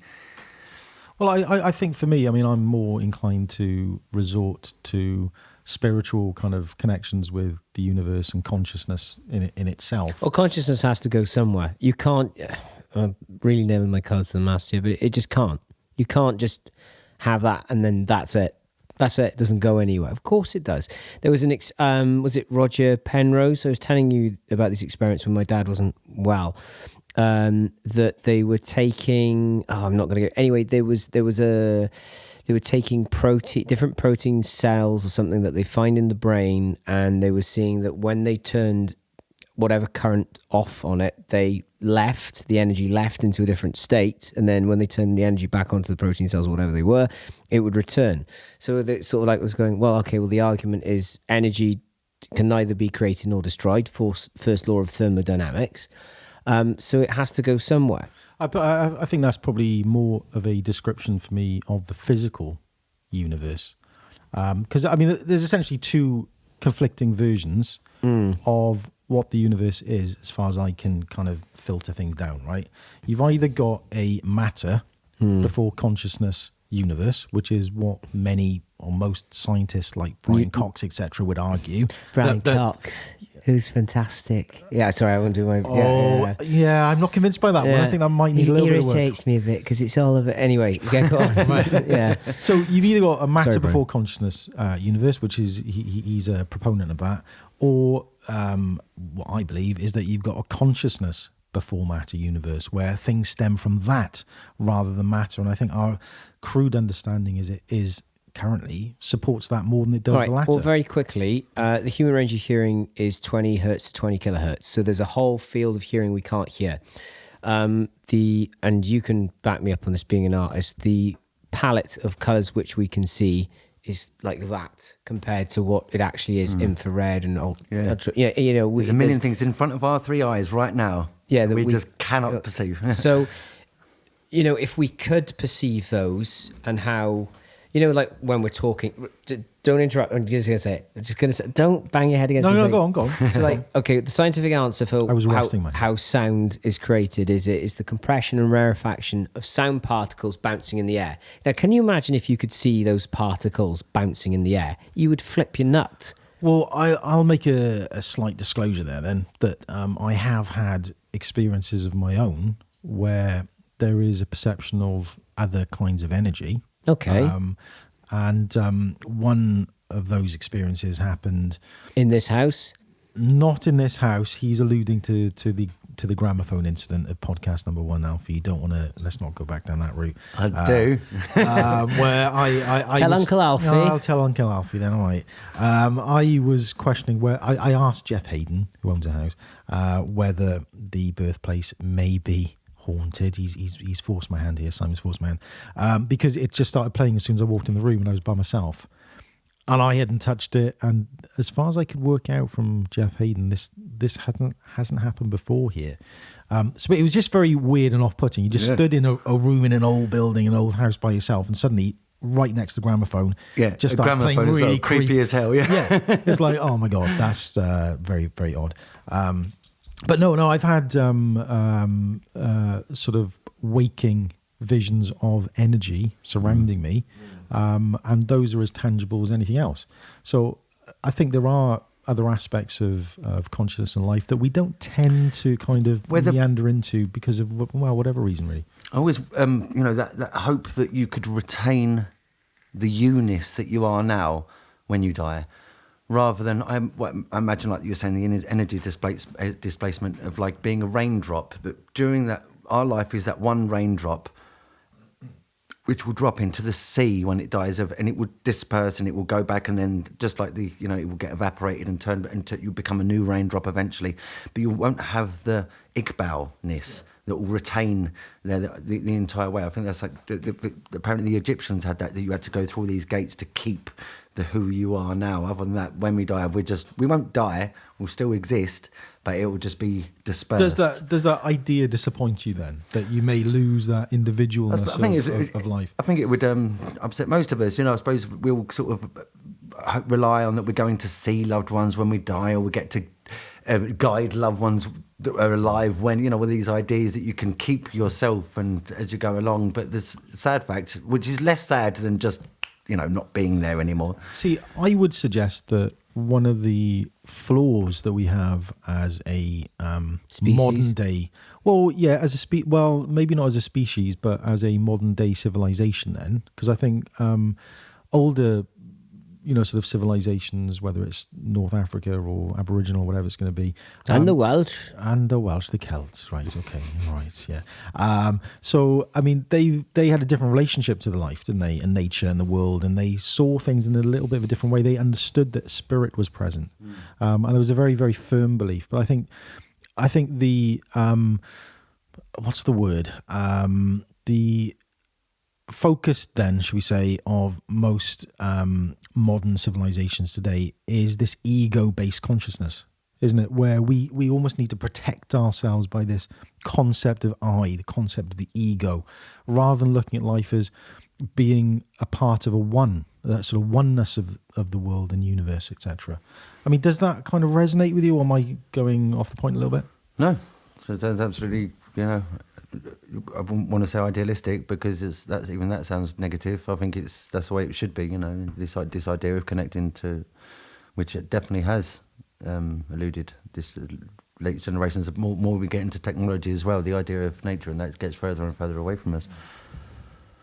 But all the world's a stage, and all its men and women merely players. Oh, lovely quote. Well, it's true. Lovely. Yeah. And nature is red in tooth and claw. But he's a learned man, isn't he? No, he's something kind of man. But no, there's a lot of, I take a lot of stock in what you're saying, and it goes back to that point of, it does tie into the UFO thing, because it doesn't, of course everybody wants to protect their neck, to quote the Wu-Tang Clan, when it comes to your ego and whatnot, which is fair enough. But, when you really think about it, like you've said you've done, and I've done, where you sit there out at night, and I probably will when I'm walking the dog later, you'll sit there and you'll look up and you go, I don't really matter in the grand scheme of things. And I find there's a huge reassurance in that, not as in, oh, poor little me. It's like, well, from a scientific point of view, you come from that. And again, to quote Carl Sagan, you are made of stardust. Essentially, we are. Carbon-based life forms. We are part of the ever-expanding universe. I remember someone saying that you die twice, like when you actually die and when the last person alive says your name. The last person alive remembers you in any way. I think that there's something to be said about that. The more famous you are, like John Lennon, for example, will be remembered for hundreds of years. His name will always be remembered, which might, in some weird way, give power to his soul, if you know what I mean, on the other side, because so many people are giving power to remembering him, or anyone like Beethoven, anyone that carries a name around themselves, rather than just floating off into nowhere. But that's, it ties into the cult of celebrity, which is quite a modern phenomena, and it's something that I've thought about quite a lot. I'm sort of getting a bit tangential here. We do have a new aristocracy. It's celebrity. That's the new aristocracy. It has been that way probably since about, the late 50s, since this but not disposable culture, disposable income, pop stars, X, Y, and Z. So yeah, that has filtered through into the mainstream over the past 40, 50 years, and it corrupted it because, as you two are both saying, we don't put the things which are important first. We put the technology first, and now everybody's... I saw a lovely quote. In the future, it was paraphrasing Warhol. In the future, everybody won't be famous for 15 minutes because that's how it feels. You know what I mean? It is horrendous, and it ties back to what you're saying about Facebook, because it's absolutely grueling. It's just a competition for who can outdo somebody else or everybody else in their peer group for being. I'm sadder than you. Never before have we had an opportunity to, like when you go into a relationship, to have an opportunity to have their backlog available to you. You know what I mean? Their photos, their life, everything. The amount of murders and things that have happened where someone has just changed their status from in a relationship to single, and the impact that's had on the other person's head of thinking that it's because everyone knows it now. The way that bullying and in school is not localised between 2 or 3 people now. In a child's eyes, it's the internet. It's now that's like the entire character has been tainted online, and it's too much for a lot of kids to get out of. They think, oh, well, now I've been pried, and that's it. It's a strange one, isn't it, the internet, because it is a blessing and a curse. You've got information immediately available wherever you are, whether you're on the loo or you're walking to work or you're sitting in the house. You can look for facts on anything whatsoever, but the social media side of things, I think, are quite poisonous now. I'm starting to switch off a bit. Yeah, we're the first generation, aren't we, really, to deal with it. Hopefully it might plateau out and just become... So we just, like when you've got a broken bone, you just break it first and all of it spills out. But I wonder why we are the first sort of generation in that sense as well. I mean, because I think it does feed into this narcissistic undertone of society, this sort of selfie culture, which it's very dangerous because it just plays into that stylized sense of self and ego. Yeah. Which is... You can create your own world. Like, you can make yourself look amazing online. It's one photograph of you on a night out and things like that, and people will play to that. Well, I read something the other day, and it's not... I don't know if you saw this. People open up a secondary Instagram account. What? Yeah, so it's not like... So they would call their first Instagram account Instagram. Well, I have 2. I've got one personal, which I haven't been on for months. Right. But I got one for the business, which is the one I just use now. No, but this take is slightly different. So the second Instagram account, which is also a personal one, is called like Finsta or Finstagram or something like that, where people post a very close group of friends, more real pictures, about themselves, where they're not kind of trying to look amazing, So it's kind of people, it's starting to register, isn't it? Yeah, it's starting to go through. It's like, but I wouldn't even feel the need to post any of the real personal stuff. It's because it's never like dawned on me that, if I made a shit breakfast to go, I'll tell you who's gonna get a kick out of that, Iqbal. Check this out, Iqbal. I fucked up them scrambled eggs. You fucking twat. It just doesn't make any sense. I would follow that. No, you wouldn't. I really would.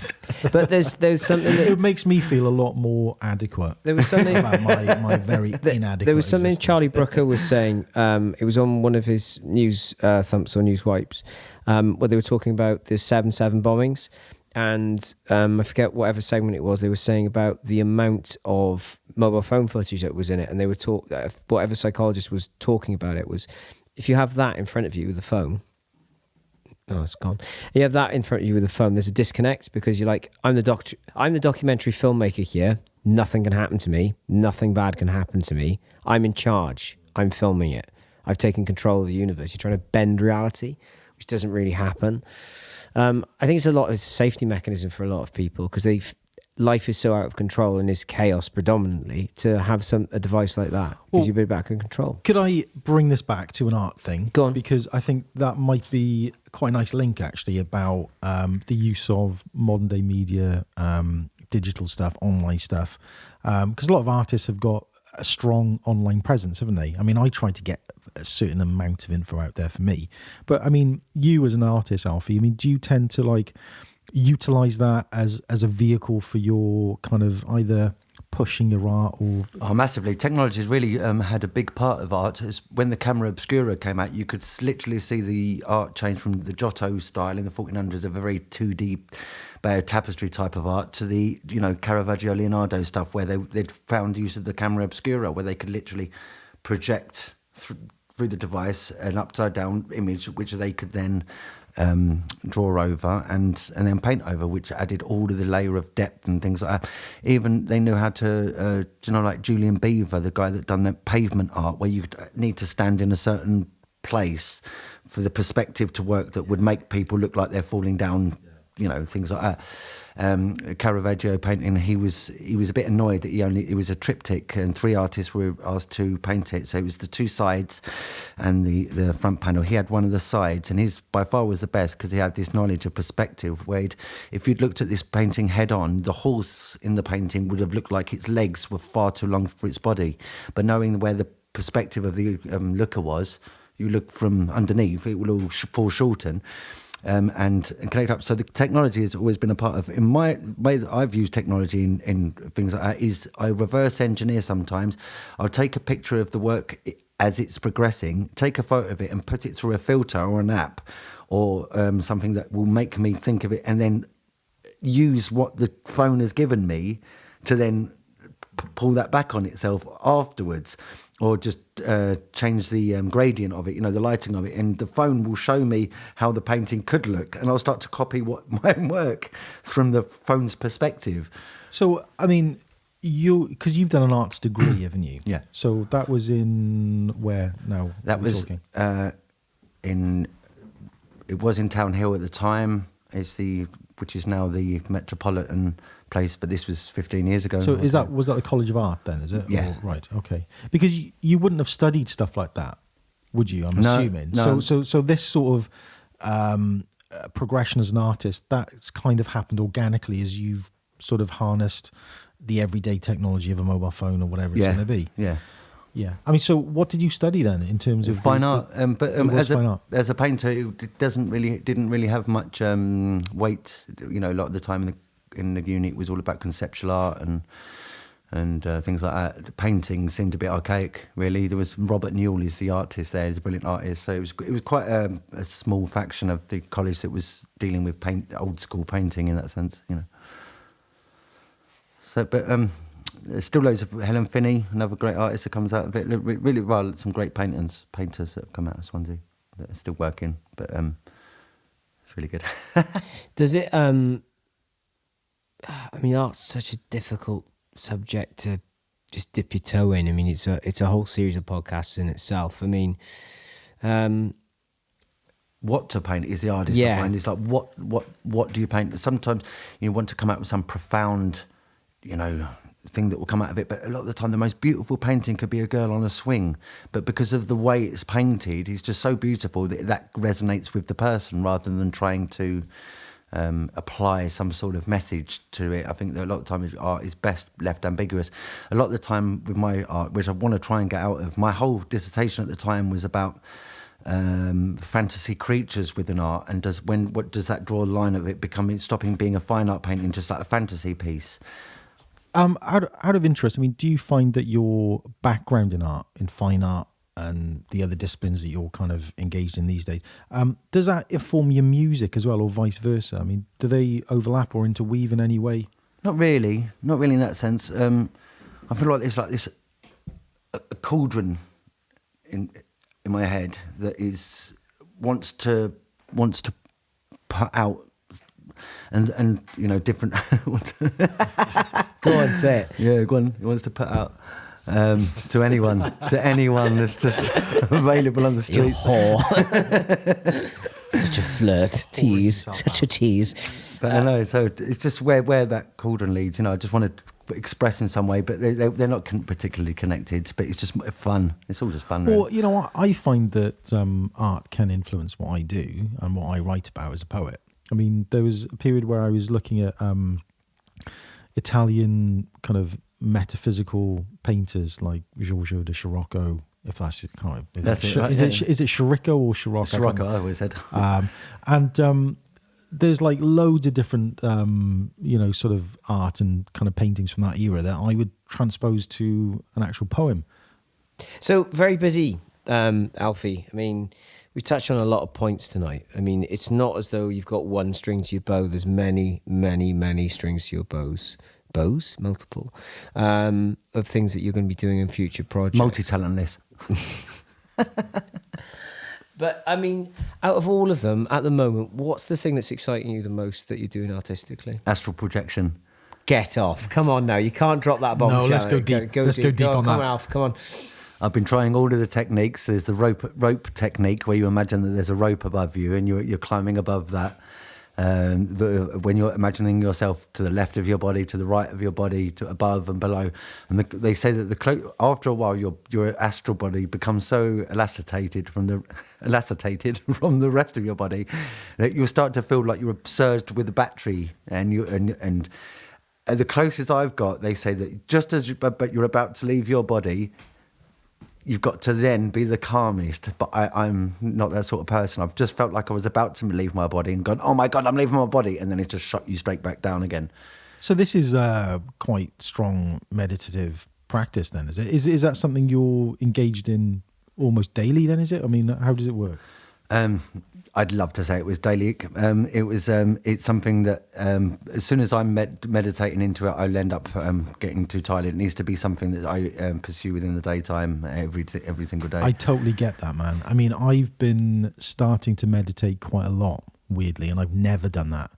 I've just felt I've needed to. I mean, starting to feel anxious about different things, and life does get on top of you a little bit from time to time. But I find some level of calming the consciousness, calming the mind, that monkey mind, isn't it? Sometimes it's really necessary, but it's a healthy thing to do just on a physical level, just to kind of bring things down a step, isn't it? But yeah, the meditative practice, I mean, I think it's a good thing, but it sounds like you're trying to use it for expanding consciousness as well then, is it? Yeah, it seems quite esoteric, the route I'm going down. I should just maybe stick with meditation. Across the road from me is the Wellbeing Centre, and I've gone to a couple of their chanting, which I haven't done before, sessions where you just Narenge ho. Yeah, so the whole group just sort of like goes this, and I definitely felt extremely spiritually charged by the end of it. I didn't feel like smoking, didn't feel like drinking, because a lot of the time I take these things as a shortcut to spirituality, as a thing that will, but it's a false flag, if you like. That sort of, it's not true meditativeness, which I need to engage in a lot more. So meditative wise, spiritual wise, that's kind of something that you're beginning to engage with. How about in terms of future art projects then? We kind of touched on them earlier in the podcast, but I mean, where would those be going as well at the moment? I'd like to do a lot more community stuff, I think, to let because I've got my three children, and the school they go to, their school isn't very artistically motivated, or they haven't got the money or the inclination. And a lot of the kids, if they was just given a lump of clay and shown that if you pursue this, you can make a career out of this, or if you kiss and paint, that's an option to you as a career, isn't really shown to children. So I was wanting to try and raise some via a crowdfunder to raise enough money to get paints for the corridors of the school, and then telling the children, right, there's this thing now, you can submit your paintings, and the winners, if you like, or the ones that are chosen. There's so many corridors, all will probably be chosen, and you can paint up these corridors. And I approached the school before about it, and they said it's money. And I'm sure that if we'd done a crowdfunder, that everyone would pay for or chip in for paint for a school for a project like that. Also music things as well. When I first moved to Swansea, it was into blinding mice.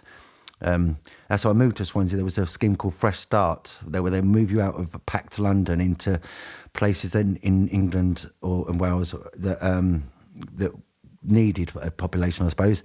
And they said that you're moving to a lovely little village called Blinding Mice. And I was like, interesting in that. I think our car was broken into the first night, but I got to know the kids really well because I set up two important school and blinding me school guitar classes.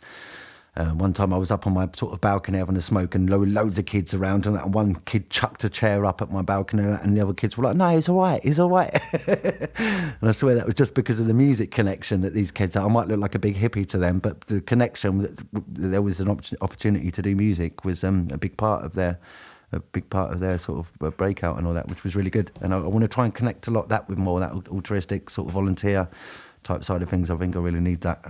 I think that's a really good endeavour to get involved with, actually. I mean, one of the things that I've spoken to a couple of people in the poetry world about is, obviously, as I've said on this podcast and a few others, about the poetry slam in Swansea, but I'd quite like to do a kind of school slam of some sort. I mean, actually stepping into, working with kids at a certain level, sparking their kind of interest. And you're thinking of doing that on an artistic level as well, by the sounds of it. The lyrical levels is brilliant as well, because a lot of the time you want to go to the... I'm quite old-fashioned with what I would bring to their table. They'd want to do a lot more hip-hop computer-based stuff, especially lyrical, which would relate into poetry. If they write in poetry, especially in the style of a rap, things like the kids really they just love that straight away. It's got this kudos about, being a hip-hop artist and things like that, which they prefer a lot more, which is great. Whatever creative outlet they want to do, as long as it's a thing that they love doing, it's brilliant. Yeah. I mean, so it sounds to me, if I say matured as an artist, it sounds really condescending. So I have said it, but you've come to that point, which I think all artists come to, and you've said it because you're an artist as well, where you no longer want to self-serve yourself, because the reward for long-term happiness is very finite. Fame is but a fruit tree. Absolutely. To talk about Nick Drake again, to actually garden and sow seeds, as it were, in something else, and do something else. Go beyond what you're doing. I think that, like you were saying earlier about the when you're on Facebook and wanting them likes, it's so ego-based, like we were talking before, that it starts to become your barrel becomes shallow of what fills your soul of what you're doing in the right way. So I think I've so long been in that ego, Facebook world, that I need to do something on the opposite. I've always, slightly tangential, but I've always felt that some of the most important gigs and important breakthrough art installations or readings or poetry, whatever, are usually done to a room of about 2 people, 3 people. There's no one there. And there's like a beauty in that you're sharing it with like literally 1 or 2 people, and it's the most cutting edge thing. And I've said this before to like loads of it. Oh yeah, we did a gig and nobody came. And said, I bet you that was probably one of the best gigs you ever did, purely because there was no one there. And it's not potentially playing to an empty room, but 1 or 2, or it's better than none. But that's what I firmly believe. The cutting edge of society, as I said, in art or whatever angle you're going, is probably happening right now somewhere in the country, and there's nobody there watching it. I always imagine the bands of the 60s and 70s where everyone was in a band. Everyone, apparently. And all of those songs that we never got to hear, all of those classic Stairway to Heaven numbers that just some garage band that never happened because Dave got pregnant with his movies, and the band fell apart. But they was also creatively engaged with what they were doing that we never got to see. I suppose that's really good for today, but you just get swamped in the sea of new musicians. But it devalues it. It's something else we touched on the other podcasts as well. It's a case that I find it very hard to put my stuff up online. I very rarely do it. And then I get really frustrated when I see, I don't want to say lesser because it sounds condescending, but then I see people who do things which are a little bit more run-of-the-mill or covers, and with great abandonment will sort of celebrate it. But then why can't I be that confident in my own material? And then I get frustrated because I'm like, but they're doing something else's and they're building themselves up, and is my ego in play here? Am I jealous? I am obviously jealous to some degree and envious that I don't have the confidence, but then I'm like, but it's not their own material. Because there's loads of things I've shelved and go, no, I'm not going to do that. Oh, nobody cares. Well, I think this is one of the things about having the technology available to us today, whether it's social media or sort of podcast kind of microphones and the headphones and all the rest of it. Half of it is actually getting stuff out there and not really caring so much anymore. And I've got to that point now, right. I think. It's like, well, you were jittery about the first podcast we ever did. Oh, super jittery. And where are we Yeah. now? Number 10? Yeah. With 11 and 12 planned. Yeah, smooth as hell, man. Hey, yeah. Hey, of course. but yeah, it's that first step. But no, sorry, go on. I interrupted. Yes. Sorry, no, I was just Yes. I was trying to do a toast there. It just didn't fall. No, but go on. fell flat. No, but I think that's part of maturing, as you were saying, maturing as an artist, whether you're a musician, a painter, a poet, whatever it is, getting to that point. And I think when you get to a certain number of years in your life as well, that physical maturity, you just think, well, those connections, wholesome connections, real things with other people, actually mean more. Massively more, yeah. Fills your soul more, Yeah. So, I mean, I think that's where I'd like to go as well. I mean, perhaps some level of collaboration might be useful between ourselves. I think that would be quite cool. But I was just going to say, I mean, we were talking off air about frequency house sessions in the Birthplace, potentially. I think the scope for that's huge. I really do. I think it's huge. I mean, Tom's interested in doing it. Alfie wanted to do it tonight, before you don't have the microphones to do it properly this evening. Chris Capel wants to do it as well. There's quite a few people who But that's going to be a different setup, isn't it? Because this is purely audio now. I mean, it's not what we wanted. We wanted the video kind of side to it as well. But I quite like we keep going back to the video, but it's not frustration why I'm saying this, but I like the fact it's just, you got to use your imagination. You have to sit there. You're not spoon fed it. But with the frequency house sessions, and Alfie, you're saying you'd be quite keen I would love to. kind of get I would love involved to. in that. Any part of it you're doing. Yeah, but I mean, I think what we'll probably do now at some point, either at the end of this year or early next year, is get some of those guests we've had on and actually do Series 2. Series 2, but in terms of frequency house sessions, it'd be nice to do some videoed recordings of whatever performances are around. I'd love to be part of any project, because the Coda Thumb thing podcast is just a connection of weird sounds is more thing. But this seems to, what you're doing here is a lot more professional and connected. Well, no. I mean, no, but I mean, there's nothing. I mean, just to give you a quick example, Iqbal and I were working on like a series of his poetry, and I was sort of taking different soundscapes and things and putting them to them and manipulating his voice and all this sort of thing. So it was an idea that was like that close in my grasp, but didn't have the what's the word? It's like parallel universes rubbing against each other. I was so close to maybe that idea, but never thought about doing it. Never thought about stepping out of the podcast format of just being a conversation to being these diegetic and non-diegetic sounds and weird soundscapes and false interviews. I mean, when you said false interviews, I was like, that's a fucking genius idea. Yeah. You interview JFK or just like, or I don't know, Salvador Dali. You can just make it up as you go along. Yeah. And there's something really playful about that. So sadly, we have to wrap up this very, very different podcast, which I'm glad that we have done. So Alfie, how do we, or the listening public, get in contact with you? Are there any things that we could plug for you right here, right now, in terms of, I know we said social media and bashed it, but is there anything that people, if they're interested in your art, interested in your artwork and interested in your music, how can they get in contact with you? Well, thanks. You can go to felixsubway.art. It's my website. It's got my songs on there, my connections to SoundCloud, and loads of my images of sculptures and paintings and drawings and things like that. Or there's the Lost Tuesday Society Facebook page, which will have access to a lot of our music and goings on. Or there's the Coda Hum Facebook page, which will also give information on the night at the Elysium Bar and things like that. And also, we must mention, this probably will have gone out by the time it's happened, but you are playing the Fringe. It's going to be very exciting. I wish you all the best for that. Break a leg in the theatrical tradition. Thanks, both. It's been really fun. No, it has been. Right, so it's been a pleasure. It's. Do you want to do the catchphrase? It's good night for me, and it's good night from him.